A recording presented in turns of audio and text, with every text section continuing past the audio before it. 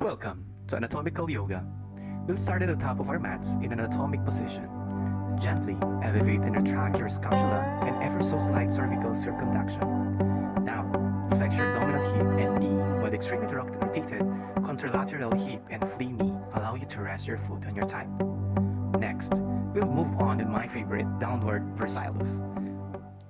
If none of that made sense, then keep watching this video because today we're going to talk about functional movements.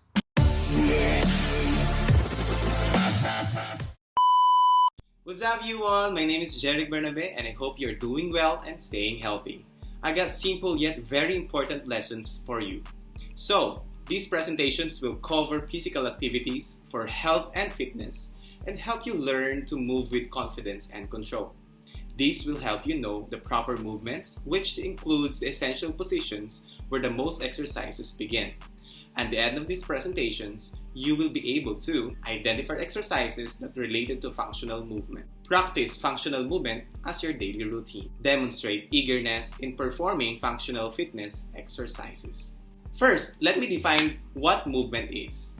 Movement is an act or process of moving, a particular instance of manner of moving. Movement is the change in the position of the body part with respect to the whole body. It is one of the significant features of all living things. The blinking of the eyes, breathing, and eating are all examples of movement. So we can say that every second of the other part of our body exhibits some of the different kind of movement. Functional movement is the ability to move the body with proper muscle and joint function for effortless and pain-free movement. Learning how to biomechanically efficient with everything you do, whether it's for sports and athletics, general fitness, or daily life activities. It is very important for maintaining good health and avoiding injury. The first thing to remember is that there are different planes and axes of motions. With these limbs and joints move around. Your body exists and moves in three different dimensions with some motion. Seem like they happen in a very straightforward, linear way, or most of the day-to-day motions are a combination of those. Let's start with abduction, which is the movement of a joint away from the body's midline, and adduction, the movement towards the body's midline. Specifically, this midline on the satellite plane. I picture an alien abduction taking my arm away from, whereas my adduction, I'm adding to the size of my body. Next is flexion and extension. It's called bending and straightening, which is a decrease in angle between the two joints and extension and an increase in that angle. It's pretty intuitive for joints like the knee, elbow, and even spine. The extension is the opposite. You're increasing the angle between two joints, which is usually results in straightening the arms or extending in the past and frontal plane midline. Next up is horizon flexion and extension. If you stand up and lock out your elbow and rotate your shoulder so that your thumb starts pointing towards your midline and medially or internally rotated, the shoulder now on the flip side, the thumb is heading back out, so we're doing the horizontal flexion. My arm is going towards the midline or away from the midline, which agrees with the long axis rotations we defined earlier. Next is lateral flexion, which refers to the movement of the spine laterally away from the midline of the body. This can be seen when we bend on the side. Think about you're being at a classroom door waiting if your teacher is coming. Next up is supination and pronation.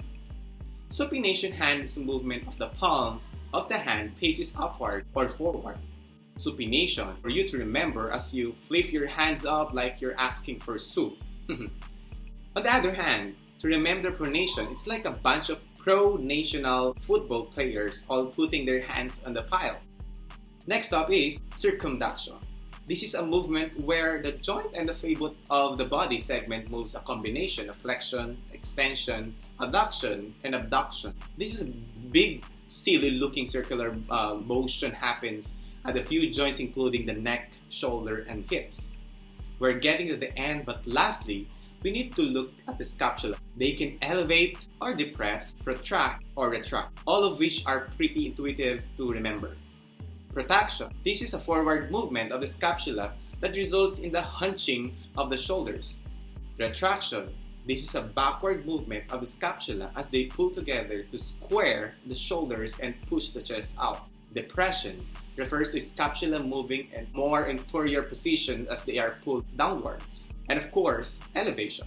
It refers to a raising of scapula to more superior level. Lastly, the plantar flexion. Moving at the top of the foot away from the shin and pointing the toes. The movement actually doing the tiptoes. There, we've covered some if not all types of functional movements. Remember, movement is a fundamental aspect of life. Movement is more than just an exercise and does not necessarily require effort. True, it does require an action. Movement affects everything from the circulation to digestion to metabolism to immunity. With some movements, bodies regulates hormone activity, detoxify, and respire. As we always say, galaw-galaw, baka pumanaw.